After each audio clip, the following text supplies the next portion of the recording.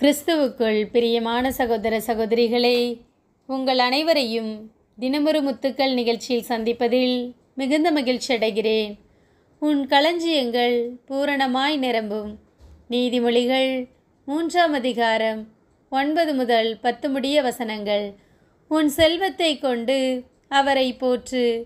உன் விளைச்சல்கள் எல்லாவற்றின் முதற் பலனையும் ஆண்டவருக்கு காணிக்கையாக்கு. அப்பொழுது உன் களஞ்சியங்கள் பூரணமாய் நிரம்பும், குடங்களில் திராட்சை ரசம் வழிந்தோடும்.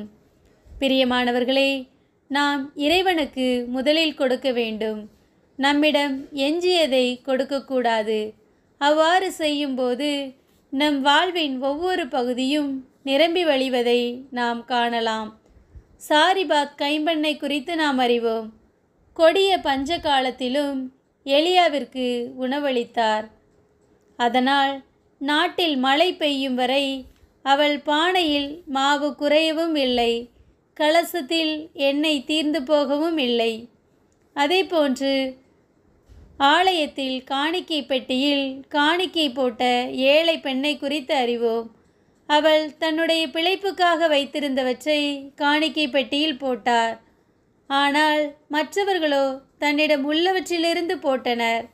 அன்பானவர்களே, நாமும் ஏழை பெண்ணை போன்று, சாரிபாத் பெண்ணை போன்று நம் விளைச்சலில் முதற் பலனை, நம்மிடம் உள்ளவற்றில் சிறந்தவற்றை இறைவனுக்கு கொடுப்போம்.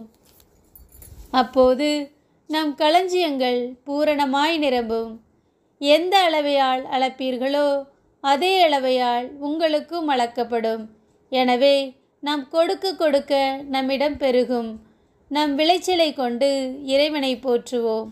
அப்போது நம் களஞ்சியங்கள் பூரணமாய் நிரம்பும்படி இறைவன் நம்மை ஆசீர்வதிப்பார். அன்பு இறைவா, நாங்கள் கொடுப்பதில் தாராளராய் இருக்க எங்களுக்கு உதவி செய்யும் இறைவா.